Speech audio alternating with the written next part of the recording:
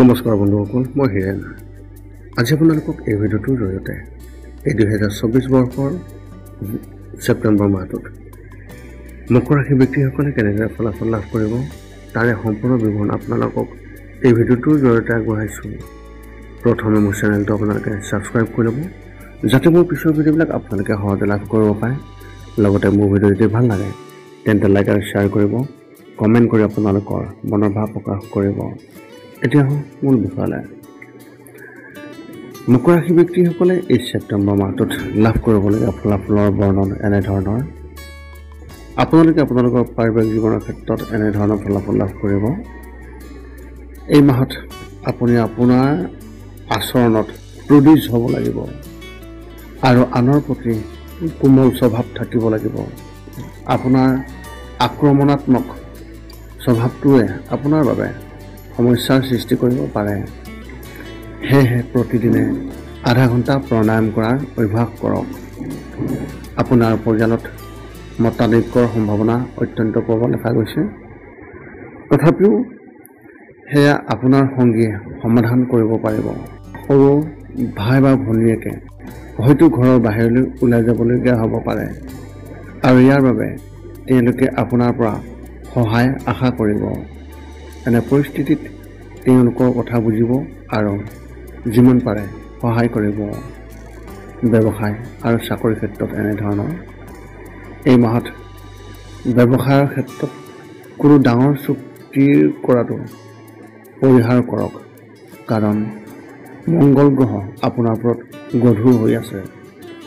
ভূমি সম্পৰ্কীয় বিনিয়োগত লাভৰ লক্ষণ দেখা গৈছে। ৰাজনীতিৰ সৈতে জড়িত যিসকল ব্যক্তি, সেই ব্যক্তিসকলে এই মাহত বিৰোধীৰ পৰা আঁতৰি থাকিব লাগিব আৰু লগতে নিজৰ ভাষণ নিয়ন্ত্ৰণ কৰিব লাগিব। চাকৰি ক্ষেত্ৰত কাৰোবাৰ লগত পুৰণি বিবাদ হ'লেও এই মাহতে ইয়াৰ সমাধান হ'ব, কিন্তু মাহটো অস্থিৰ হৈ থকাৰ সম্ভাৱনা আছে। আপুনি কাৰ্যালয়ৰ কামত ইমান আগ্ৰহ নল'ব আৰু আন ক্ষেত্ৰৰ প্ৰতি মনোযোগ কেন্দ্ৰীভূত কৰিব। এই সময়ছোৱাত আপুনি আপোনাৰ ঊৰ্ধ্বতৰ বিষয়াৰ সৈতেও কিছুমান কামৰ সন্দৰ্ভত আলোচনা কৰিব পাৰে। শিক্ষা আৰু কেৰিয়াৰ ক্ষেত্ৰত এনেধৰণৰ।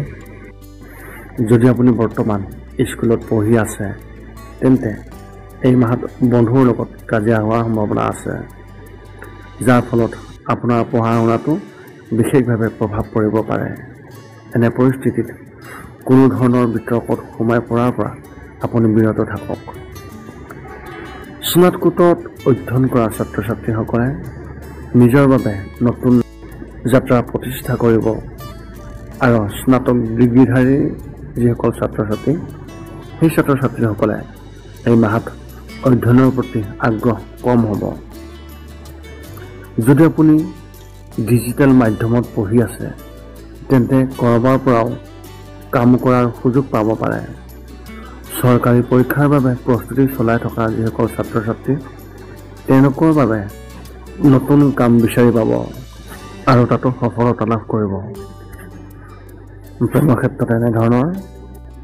যদি আপোনাৰ বিয়া হোৱা 5 বছৰতকৈ কম হৈছে তেন্তে কোনো এটা বিষয়ত আপোনাৰ সংগীৰ লগত মতানৈক্য হ'ব পাৰে। এনে পৰিস্থিতিত কোনো কথা মনত ৰাখিব নালাগে আৰু মুকলিকৈ কথা পাতিব। আৰু যিসকলৰ 5 বছৰতকৈ অধিক হৈছে তেওঁলোকৰ ক্ষেত্ৰত এক স্মৰণীয় সময়ে তেওঁলোকক বিশেষভাৱে সুখী কৰিব আৰু ইয়াৰ সম্ভাৱনা আছে। আৰু আপোনাৰ সংগীৰ পৰাও আপুনি উপহাৰ লাভ কৰিব পাৰে। যদি আপুনি বৰ্তমান প্ৰেমৰ ক্ষেত্ৰত আপুনি যদিহে সম্বন্ধত আছে আৰু আপোনাৰ সংগীৰ পৰা আঁতৰত আছে তেন্তে আপুনি এই মাহত তেওঁক লগ পাব পাৰে। যিসকলৰ বিয়া হোৱা নাই আৰু সংগী বিচাৰি আছে তেওঁলোকে এই মাহতে মাতৃৰ ফালৰ পৰা বিবাহৰ প্ৰস্তাৱ পাব পাৰে। স্বাস্থ্যৰ ক্ষেত্ৰত এনেধৰণৰ। এই মাহত আপোনাৰ পেট সম্পৰ্কীয় কিছু সমস্যা হোৱা লক্ষণ দেখা গৈছে, যেনে কোষ্ঠকাঠিন্য, ডায়েবেটিছ, বদহজম, গেছ গঠন ইত্যাদি হোৱাৰ সম্ভাৱনা আছে। সেয়েহে উপযুক্ত সময়ত খাদ্য গ্ৰহণ কৰক আৰু ভজা খাদ্য কমকৈ খাওক। ইয়াৰ উপৰিও কিছুমান দীৰ্ঘদিনীয়া ৰোগ যেনে পাথৰৰ সমস্যা বা কান্ধৰ বিষ আদিও আপোনাক আমনি কৰিব পাৰে। আপুনি মানসিকভাৱে সুস্থ হৈ থাকিব আৰু আপোনাৰ বেছিভাগ সময় আপোনাৰ আপোনজনৰ লগত হাঁহি ধেমালিৰে কটাব। আপোনাৰ বৌদ্ধিক ক্ষমতা গঢ় লৈ উঠিব আৰু মাহটো আৰামত পাৰ হৈ যাব।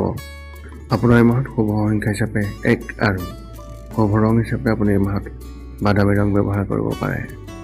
এই আছিল মকৰ ৰাশি ব্যক্তিসকলে এই ছেপ্টেম্বৰ মাহত লাভ কৰিবলগীয়া ফলাফলৰ সম্পূৰ্ণ বিৱৰণ। পুনৰ লগ পাম অন্য এটা ভিডিঅ'ত। আজিলৈ ধন্যবাদ।